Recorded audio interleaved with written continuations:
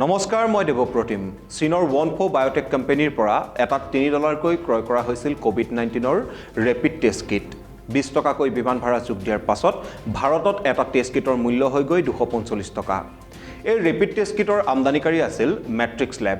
Indian council of medical research চমুকৈ ICMR 27 আৰু 28 মাৰ্চত 5 লাখ ৰেপিড টেষ্ট কিট ক্ৰয়ৰ নিবিদা জাৰি কৰে। এই টেষ্ট কিটৰ বিপৰীতে মূল্য নিৰ্ধাৰণ কৰি দিয়ে 600 টকা প্লাছ GST। আমদানি কৰা কোম্পানী মেট্ৰিক্স লেবে বিতৰণকাৰী ৰেয়াৰ মেটাবলিক্স লাইফ সায়েন্সক বিক্ৰী কৰে 400 টকাকৈ। ৰেয়াৰ মেটাবলিক্সে ICMRক চৰকাৰী নিৰিখ 600 টকা প্লাছ GSTত ৰেপিড টেষ্ট কিট যোগান ধৰাৰ বাবে যোগাযোগ কৰে। এতিয়ালৈকে 2,77,000 কিট ICMRক দিয়া হ'ল আৰু 2,24,000 আহি পাবহি। তামিলনাডু চৰকাৰেও নিজাববীয়াকৈ ৰেপিড টেষ্ট কিট ক্ৰয় কৰাৰ সিদ্ধান্ত গ্ৰহণ কৰে। মেট্ৰিক্স লেবে সান বায়োটেক এণ্ড ডায়েগনষ্টিক্স নামৰ ডিলাৰৰ জৰিয়তে এটা কিটত 600 টকাকৈ 50,000 কিট তামিলনাডুক বিক্ৰী কৰে। ইয়াৰ 24,000 কিট ইতিমধ্যে যোগান ধৰা হৈছে আৰু 26,000 কিট এতিয়াও আহি পাবলৈ বাকী আছে। কৰোনা ভাইৰাছৰ সংকটৰ পৰা বাচিবলৈ চলাই থকা মৰণপণ যুঁজখনৰ মাজতে এই তথ্যসমূহৰ পৰা পোহৰলৈ আহিছে 145% বেছি দামত ICMRে কৰোনা ভাইৰাছৰ ৰেপিড টেষ্ট কিট ক্ৰয় কৰাৰ কাহিনী। চীনৰ পৰা আমদানি কৰা এইসমূহ টেষ্ট কিট সেইসমূহ টেষ্ট কিট যাক ব্যাপক খেলিমেলিৰ বাবে ICMRে ইয়াৰ দ্বাৰা পৰীক্ষণ বন্ধ কৰি ৰাখিছে। 145% অতিৰিক্ত দামত টেষ্ট কিট ক্ৰয় কৰাৰ তথ্য পোহৰলৈ আহিছে দিল্লী উচ্চ ন্যায়ালয়ত মেট্ৰিক্স লেব আৰু ৰেয়াৰ মেটাবলিক্সৰ মাজত চলা আইনী বিবাদক লৈ। মেট্ৰিক্স লেবে সান বায়োটেকৰ জৰিয়তে তামিলনাডুক এই ৰেপিড টেষ্ট যোগান ধৰাত ৰেয়াৰ মেটাবলিক্সে কাষ চাপে দিল্লী উচ্চ ন্যায়ালয়ৰ। ৰেয়াৰ মেটাবলিক্সৰ মতে মেট্ৰিক্স লেবৰ ৰেপিড টেষ্ট ক্ৰয় আৰু যোগান ধৰাৰ অধিকাৰ কেৱল ৰেয়াৰ মেটাবলিক্সৰহে আছে। মেট্ৰিক্স লেবে সান বায়োটেকৰ জৰিয়তে তামিলনাডুক এই কিট যোগান ধৰি চৰ্ত উলংঘা কৰিছে। অন্যহাতে দিল্লী উচ্চ ন্যায়ালয়ে বিচাৰৰ সময়ত কয় যে এই টেষ্ট কিটৰ মূল্য বহু বেছি নিৰ্ধাৰণ কৰা হৈছে আৰু ন্যায়ালয়ে প্ৰতি কিটৰ মূল্য 400 টকাকৈ নিৰ্ধাৰণ কৰাৰ নিৰ্দেশ দিছে। ন্যায়ালয়ে কয় ব্যক্তিগত লাভালাভতকৈ জনহিতৰ কথা ভবা উচিত। এতিয়া আহোঁ অসমৰ প্ৰসংগলৈ। অসম আছিল ভাৰতৰ প্ৰথমখন ৰাজ্য যি নিজাববীয়াকৈ চীনৰ পৰা আমদানি কৰিছিল 50,000 PPE কিট। কেৱল এয়াই নহয়, অসমে নিজাববীয়াকৈ চীনৰ পৰা ক্ৰয় কৰিছিল ৰেপিড টেষ্ট কিটো।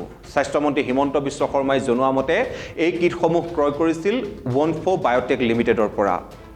এইটো সেইটোৱেই কোম্পানী যাৰ পৰা ক্ৰয় কৰি মেট্ৰিক্স লেব আৰু ৰেয়াৰ মেটাবলিক্সৰ জৰিয়তে ICMRক যোগান ধৰিছিল। ভাৰতে ওৱনফো বায়োটেকৰ পৰা ক্ৰয় কৰা ৰেপিড টেষ্ট কিটৰ ক্ষেত্ৰত এতিয়া দুটা কথা হাইলাইট হৈছে। এক, এই টেষ্ট কিটৰ পৰীক্ষাৰ ফলাফলত ব্যাপক বিসংগতি যাৰ বাবে 3খনকৈ ৰাজ্যই এই কিট ব্যৱহাৰ কৰিবলৈ অস্বীকাৰ কৰিছে। তাৰে ভিতৰত এখন ৰাজ্য ৰাজস্থানে কয় এই টেষ্ট কিটৰ 5.4% পৰীক্ষণহে শুদ্ধ। উল্লেখযোগ্য যে ICMRে এই ৰেপিড টেষ্ট কিটসমূহৰ ব্যৱহাৰত পুনৰবাৰ আজি নিষেধাজ্ঞা আৰোপ কৰিছে। সেয়ে এতিয়া প্ৰশ্ন উত্থাপন হৈছে অসমে ওৱনফো বায়োটেকৰ পৰা অহা ৰেপিড টেষ্ট কিট ক্ৰয় কৰি ক্ষতিৰ সন্মুখীন হ'ব নেকি? এই ক্ষতি কৰোনাৰ প্ৰতিৰোধ আৰু আৰ্থিক লোকচান দুয়োটা ক্ষেত্ৰতে হ'ব পাৰে। দ্বিতীয়তে ICMRে 145% অতিৰিক্ত দামত এই ৰেপিড টেষ্ট কিটসমূহ ক্ৰয় কৰিলে। অসম চৰকাৰে এই কিটসমূহ কাৰ জৰিয়তে কি মূল্যত ক্ৰয় কৰিছে তাক এতিয়ালৈকে ৰাজহুৱা কৰা নাই।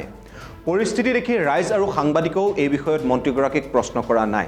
কিন্তু এতিয়া ICMRে 145% অতিৰিক্ত দামত ক্ৰয় কৰাৰ কথা পোহৰলৈ অহাৰ পিছত দিল্লী উচ্চ ন্যায়ালয়ে ইয়াৰ মূল্য অত্যাধিক নিৰ্ধাৰণ কৰা বুলি কৈ 400 টকা কৰিবলৈ কোৱাৰ পিছত অসমবাসীয়ে নিশ্চয় জানিব বিচাৰিব অসমে কাৰ পৰা কিমান মূল্যত ক্ৰয় কৰিলে 1 lakh rapid test kit.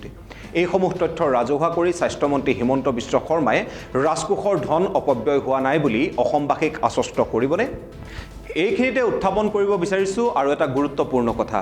Delhi উচ্চ ন্যায়ালয়ৰ মজিয়াত মেট্ৰিক্স লেব আৰু ৰেয়াৰ মেটাবলিক্সৰ বিবাদৰ আৰু এটা বিষয় আছিল যোগানকাৰী প্ৰতিষ্ঠান ৰেয়াৰ মেটাবলিক্সে আমদানিকাৰী মেট্ৰিক্স লেবক 8,20 লাখ টকা আদায় দিবলৈ বাকী আছিল।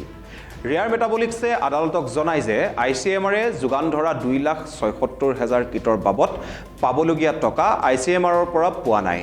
আনহাতে প্ৰকাশিত খবৰ অনুসৰি ICMRৰ টেষ্ট ষ্টেণ্ডাৰ্ড মিলিলেহে পুঁজি মোকলাই দিব। উচ্চ ন্যায়ালয়ে ICMRৰ পৰা ধন লাভৰ 24 ঘণ্টাৰ ভিতৰত 8,20 লাখ টকা মেট্ৰিক্স লেবক আদায় দিবলৈ ৰেয়াৰ মেটাবলিক্সক নিৰ্দেশ দিয়ে। কিন্তু এতিয়া অসমৰ ক্ষেত্ৰত প্ৰশ্ন উত্থাপন হৈছে PPE কিট আমদানি কৰোঁতে আগতীয়াকৈ কেইজনমান ঠিকাদাৰৰ জৰিয়তে যোগানকাৰী প্ৰতিষ্ঠানক সমুদায় পুঁজি মোকলাই দিয়া হৈছিল।